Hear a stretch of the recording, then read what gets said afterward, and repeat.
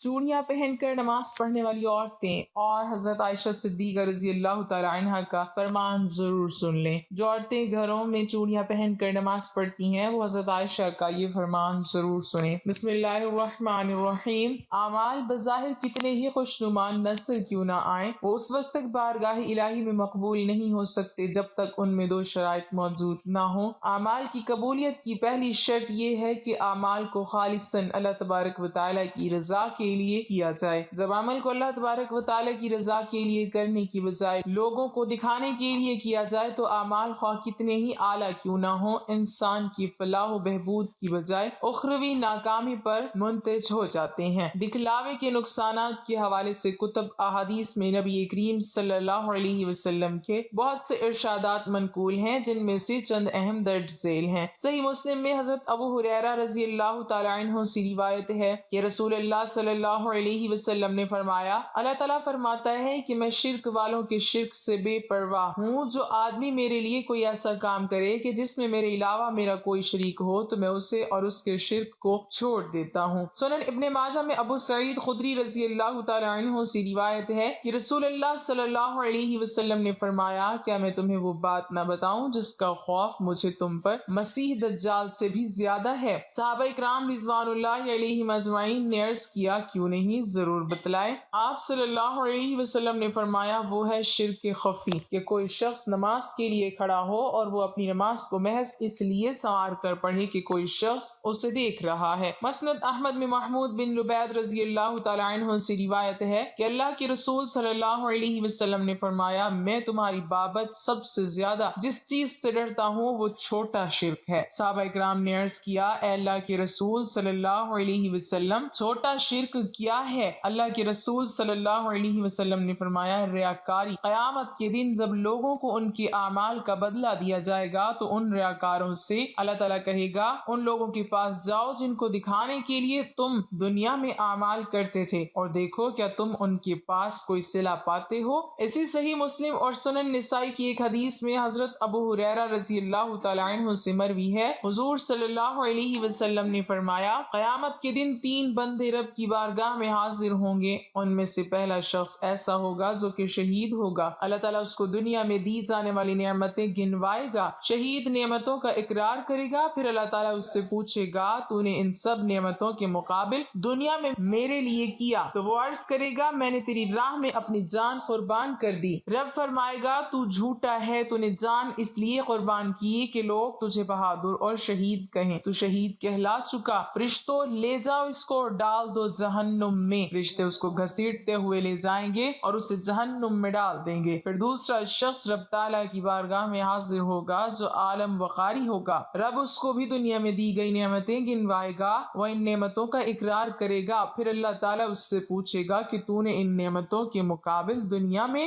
میرے لیے کیا کیا؟ وہ عرض کرے گا، میں نے علم سیکھا اور سکھایا، قرآن پاک پڑھا اور پڑھایا۔ اللہ تعالیٰ فرمائے گا، تو نے علم سیکھا اور سکھایا کہ عالم کہلایا جائے، قرآن پاک اس لیے پڑھا اور پڑھایا کہ قاری کہلایا جائے، تو دنیا میں تو کہلا چکا، فرشتے لے جاؤ اس کو اور ڈال دو جہنم میں۔ فرشتے اس کو گھسیٹتے ہوئے لے جائیں گے اور جہنم میں ڈال دیں گے۔ پھر ایک سخی رب تعالیٰ کی بارگاہ میں حاضر ہوگا، اللہ تعالیٰ اس کو بھی دنیا میں دی جانے والی نعمت یاد دلوائے گا، وہ نعمتوں کا اقرار کرے گا، پھر اللہ تعالیٰ فرمائے گا کہ تو نے ان نعمتوں کے مقابل دنیا میں میرے لیے کیا کیا؟ وہ عرض کرے گا، اے رب، میری ساری دولت تیری مخلوق میں لٹا دی۔ رب تعالیٰ فرمائے گا، تو جھوٹا ہے، تو نے دولت اس لیے خرچ کی کہ لوگ تجھ کو سخی کہیں، تو دنیا میں سخی کہلا چکا، فرشتوں لے جاؤ اس سخی کو اور جہنم میں ڈال دو۔ فرشتے اس کو گھسیٹتے ہوئے لے جائیں گے اور جہنم میں ڈال دیں گے۔ اسی طرح ایک اور حدیث مبارکہ میں حضرت ابو ہریرہ رضی اللہ تعالی عنہ سے روایت ہے کہ رسول اللہ صلی اللہ علیہ وسلم نے فرمایا، کچھ گھوڑے ایسے ہیں جو آدمی کے لیے اجر و ثواب کا باعث ہیں، اور بعض گھوڑے ایسے ہیں جو آدمی کے لیے ستر و حجاب کا ذریعہ ہیں، اور بعض گھوڑے وہ ہیں جو آدمی پر بوجھ ہوتے ہیں۔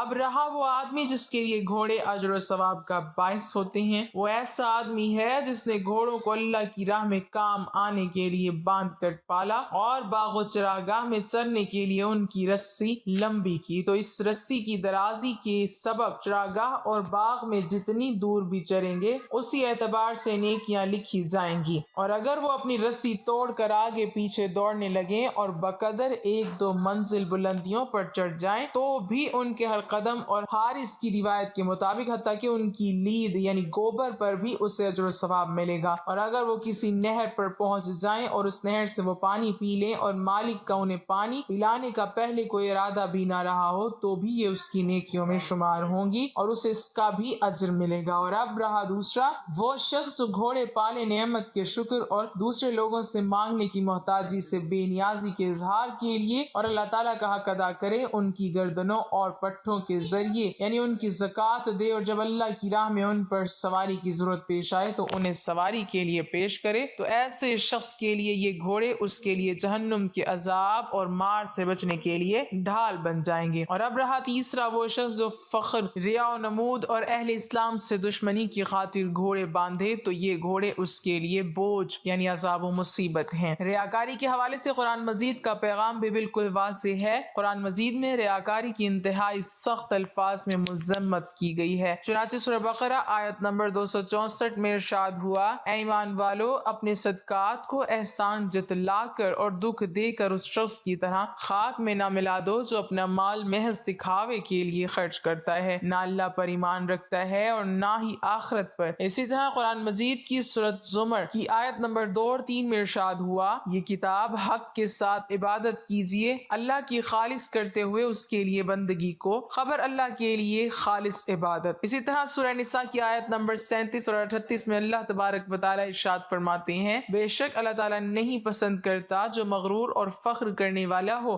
وہ لوگ جو بخل کرتے ہیں اور چھپاتے ہیں اسے جو دیا ان کو اللہ نے اپنے فضل سے، اور ہم نے تیار کیا ہے کافروں کے لیے رسوا کن عذاب، اور وہ لوگ جو خرچ کرتے ہیں اپنے مال لوگوں کو دکھانے کو اور نہیں ایمان لاتے اللہ پر نہ آخرت کے دن پر۔ اسی طرح اعمال کی قبولیت کی دوسری اہم شرط یہ ہے کہ وہ نبی کریم صلی اللہ علیہ وسلم کے طریقے کے مطابق ہو۔ سورہ احزاب کی آیت نمبر 21 میں اللہ تبارک و تعالیٰ ارشاد فرماتے ہیں، پس تحقیق تمہارے لیے رسول اللہ صلی اللہ علیہ وسلم میں بہترین نمونہ ہے۔ اسی طرح سورہ نساء کی آیت نمبر 80 میں اللہ تبارک و تعالیٰ ارشاد فرماتے ہیں، جو اطاعت کرتا ہے رسول اللہ صلی اللہ علیہ وسلم کی، در حقیقت اس نے اطاعت کی اللہ کی۔ نبی کریم صلی اللہ علیہ وسلم نے زندگی گزارنے کا احسن اور مکمل طریقہ اپنے صحابہ اکرام رضوان اللہ علیہم اجمعین کو بتلا دیا ہے، اور آپ صلی اللہ علیہ وسلم کے ارشادات، عبادات اور معمولات زندگی کو صحابہ اکرام نے ہمیشہ کے لیے امت تک منتقل فرما دیا، اور محدثین نے ان تمام روایات اور فرمودات بطریق احسن محفوظ فرما لیا۔ چنانچہ اگر کوئی بھی شخص کسی بھی عمل کے حوالے سے رہنمائی حاصل کرنا چاہتا ہو تو وہ کتب احادیث سے نبی کریم صلی اللہ علیہ وسلم کے اسوہ کے بارے میں معرفت حاصل کر سکتا ہے۔ خلوص نیت کے بعد کسی بھی شخص کا عمل آپ صلی اللہ علیہ وسلم کے عمل سے مطابقت رکھے گا تو قبول ہوگا۔ اس کے برعکس جو شخص نبی کریم صلی اللہ علیہ وسلم کے اعمال کی پیروی نہیں کرے گا اس کا عمل اللہ تبارک و تعالیٰ کی بارگاہ میں قبول نہیں ہو سکتا۔ چنانچہ ہمارے عقائد، نمازیں، روزے، زکوٰۃ، حج، معاشیت، معاشرت، سیاسیات اور دیگر معمولات نبی کریم صلی اللہ علیہ وسلم کے اسوہ کے مطابق ہونے چاہیے۔ اگر ہمارے اعمال میں اخلاص ہوگا اور ان کی بجا آوری کا انداز نبی کریم صلی اللہ علیہ وسلم کے طریقے کے مطابق ہوگا تو انشاءاللہ اللہ تبارک و تعالی ہمارے اعمال کو قبولیت سے ضرور ہمکنار کرے گا، اس لیے کہ اس نے خود سورہ آل عمران کی آیت نمبر 195 میں ارشاد فرمایا کہ بے شک میں نہیں ضائع کروں گا کسی عمل کرنے والے کے عمل کو۔ بناؤ سنگھار خواتین کے فطرت اور ان کا صنفی حق ہے، لیکن موجودہ زمانے میں بے خدا تہذیب نے بناؤ سنگھار کے معاملات کو مسلمانوں کے لیے آزمائش بنا دیا ہے۔ اللہ تبارک و تعالیٰ پر ایمان اور اس کے رسول صلی اللہ علیہ وسلم سے وفاداری کا تقاضا یہ ہے کہ اس سلسلے میں اس کی ہدایت کو دیکھا جائے اور اس کی حد کو پار کرنے کی کوشش نہ کی جائے۔ یہ بات واضح ہے کہ عورت کو انسانی زندگی میں بہت اہم مقام حاصل ہے۔ کائنات کا سارا حسن عورت ہی کے دم قدم سے ہے، اور اسلام نے عورت کو سب سے پہلے اس کی وجود، اس کی حیثیت اور مرتبے کا احساس دلایا ہے۔ یہ عورت پر اسلام کا احسان ہے۔ زیبائش اور سنگھار عورت کا بنیادی اور فطری حق ہے جو کہ بعض حالات میں اس پر واجب بھی ہو جاتا ہے۔ بہرحال بننا، سنورنا، میک اپ کرنا عورت کی فطرت کے عین مطابق ہے، لیکن موجودہ زمانے میں نت نئے فیشن اور مقابلہ حسن کی دوڑ نے عورت کو بناؤ سنگھار کے معاملے میں حدود سے آگے نکال دیا ہے۔ اسلام عورت کے بناؤ سنگھار کا قطعی مخالف نہیں ہے، لیکن وہ عورت کو شو پیس بننے یا بنانے سے روکتا ہے اور یہ قید لگاتا ہے کہ اس کا بناؤ سنگھار دنیا کو دکھانے اور شو پیس بننے کے بجائے صرف ایک ہی مرد کے لیے ہو اور اس بناؤ سنگھار کو اس کے محارم ہی دیکھ سکیں اور وہ بھی مکمل آداب کے ساتھ دیکھیں۔ رسول اکرم صلی اللہ علیہ وسلم کا ارشاد ہے کہ جو عورت خوشبو لگا کر باہر نکلے اور اس کا گزر لوگوں کے پاس سے ہو اور وہ اس کی خوشبو محسوس کر لیں تو یہ عورت بدکار عورت کی طرح ہوگی۔ عورت اپنے شوہر کے لیے سکون کا مرکز ہوتی ہے۔ مرد کی خواہش ہوتی ہے کہ جب وہ تھکا ہارا گھر پہنچے تو اس کا استقبال اور خدمت اچھے اور مسکراہٹ بھرے چہرے کے ساتھ ہو، جس کی طرف وہ دیکھے تو اس کی صفائی ستھرائی، حسن اخلاق کی وجہ سے اور دل سے اس کی قدر کرنے والی شخصیت کو دیکھ کر اس کی ساری تھکن دور ہو جائے اور اسے زندگی کا حسن محسوس ہونے لگے۔ اسی طرح حدیث میں اشارہ کیا گیا ہے کہ بہترین بیوی وہ ہے کہ جس کی طرف شوہر نظر اٹھا کر دیکھے تو اس کو خوشی محسوس ہو۔ رسول اکرم صلی اللہ علیہ وسلم کے ارشاد کے مطابق دنیا کی بھلائی نیک عورت یعنی بیوی ہے۔ چنانچہ عورت کو اپنے بساط کے مطابق صفائی ستھرائی، حلیے کی درستگی رکھنی چاہیے اور خود کو شوہر کے لیے پرکشش اور دلکش بنا کر رکھنا چاہیے۔ یہ ازدواج زندگی کا بھی تقاضا ہے اور عورت کی فطرت کے عین مطابق بھی۔ یہ نہ ہو کہ شوہر جب گھر آئے تو پسینے کی بو سے مزین بگڑے الجھے بالوں والی روتی صورت شکووں کے ساتھ اس کا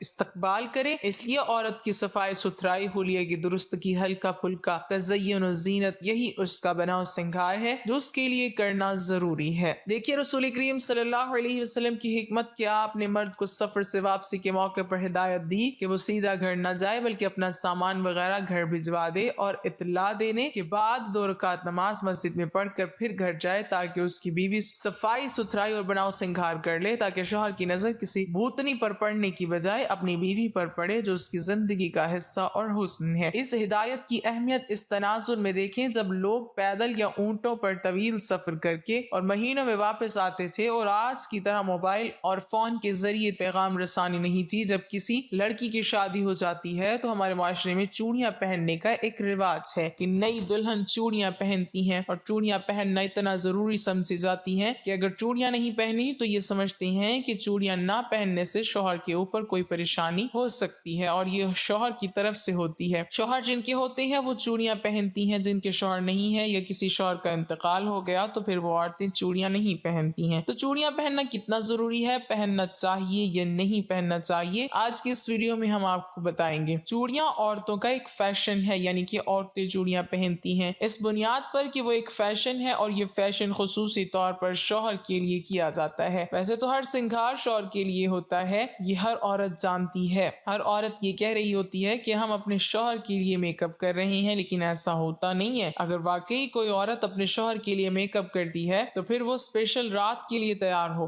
رات کو میک اپ کر کے سوئے، کیونکہ رات میں ہی اس کا شوہر گھر ہوتا ہے، تو پھر اس میں کوئی گناہ بھی نہیں ہے۔ اور جو عورتیں شوہر کے لیے میک اپ کر رہی ہیں تو وہ جائز ہے اور اس میں اس عورت کو ثواب بھی ملے گا۔ اور اگر کوئی عورت اس نیت سے میک اپ کر رہی ہے کہ ہم گھر سے باہر جا رہے ہیں، لوگ ہمیں دیکھیں گے، تو یہ بہت بڑا گناہ ہے۔ اور اگر عورتیں یہ سوچتی ہیں کہ اگر ہم باہر بغیر میک اپ کے جائیں گے تو ہمارے شوہر پہ ہی الزام آئے گا کہ ان کا شوہر ان کو کپڑے اچھے نہیں دلاتا، تو اپنے شوہر کی عزت کے لیے اچھے کپڑے پہن کر میک اپ کر کے جانا بہت اچھی بات ہے، لیکن آپ خیال رہے کہ نامحرم آپ کو نہ دیکھنے پائے۔ آپ کے جو محرم لوگ ہیں وہ آپ کو دیکھ سکتے ہیں۔ اور اسی طرح چوڑیاں بھی شوہر کے لیے عورتیں پہنتی ہیں جب تک شوہر حیات رہتا ہے، اور اگر کسی شوہر کا انتقال ہو جاتا ہے تو پھر وہ عورت اپنی چوڑیوں کو نکال دیتی ہے۔ صرف چوڑیاں نہیں بلکہ سارا ہی میک اپ شوہر کے لیے ہوتا ہے، اور یہ ظاہر سی بات ہے کہ یہ ایک رواج ہے، یہ قرآن حدیث یا شریعت میں نہیں ہے۔ اب اگر کوئی عورت شادی شدہ ہے، اس نے چوڑی نہیں پہنی ہے تو اس کی نماز نہیں ہوگی۔ اس سے نماز کا چوڑیوں سے کوئی تعلق نہیں ہے۔ نماز ایک عبادت ہے اور چوڑیاں پہننا ایک فیشن ہے، تو فیشن اور عبادت کا تعلق کیسے ہو سکتا ہے؟ اگر ایسا ہو جائے تو پھر نماز کے لیے اگر چوڑیاں ضروری ہیں تو پھر جن کی شادی نہیں ہوئی، کنواری لڑکیاں، ان کی نماز بھی قبول نہیں ہوگی۔ تو یہ صرف چلی چلائی لوگوں میں باتیں ہوتی ہیں، اس لیے ان چیزوں سے نکل کر اسلام کی پیروی کرنا چاہیے۔ چوڑیاں جو عورتیں پہنتی ہیں ان کو یہ چاہیے کہ وہ ایسی چوڑیاں نہ پہنیں کہ جو چوڑیاں بجیں، آواز کریں، ان سے بچنا چاہیے۔ عورت کے لیے زیورات پہننا جائز ہے اور ان زیورات میں نماز ادا کرنا بھی جائز ہے، البتہ نامحرموں سے پردے کا اہتمام نماز اور نماز کے علاوہ دونوں صورتوں میں ہونا ضروری ہے۔ لہٰذا اس صورت میں عورت چوڑیاں پہن کر نماز پڑھے اور اس سے آواز پیدا ہو جائے یا کبھی وہ آواز غیر محرم تک اتفاقی طور پر پہنچ جائے تو اس سے عورت کی نماز خراب نہیں ہوگی۔ حضرت عائشہ صدیقہ رضی اللہ تعالی عنہا عورتوں کے بغیر زیور نماز پڑھنے کو ناپسند فرماتی اور فرمایا کرتی اگر اور کچھ نہ ہو تو ایک ڈورا ہی گلے میں لٹکا لے۔ حضور صلی اللہ علیہ وسلم فرماتے ہیں انگوٹھی صرف چاندی ہی کی پہنی جا سکتی ہے، دوسری دھات کی انگوٹھی پہننا حرام ہے، مثلا لوہا، پیتل، تانبا، جست وغیرہ۔ ان دھاتوں کی انگوٹھیاں مرد و عورت دونوں کے لیے ناجائز ہیں۔ فرق اتنا ہے کہ عورت سونا بھی پہن سکتی ہے اور مرد نہیں پہن سکتا۔ حدیث میں ہے کہ ایک شخص حضور صلی اللہ علیہ وسلم کی خدمت میں پیتل کی انگوٹھی پہن کر حاضر ہوئے، فرمایا کیا بات ہے کہ تم سے بت کی بو آتی ہے؟ انہوں نے وہ انگوٹھی پھینک دی۔ پھر دوسرے دن لوہے کی انگوٹھی پہن کر حاضر ہوئے، فرمایا کیا بات ہے کہ تم پر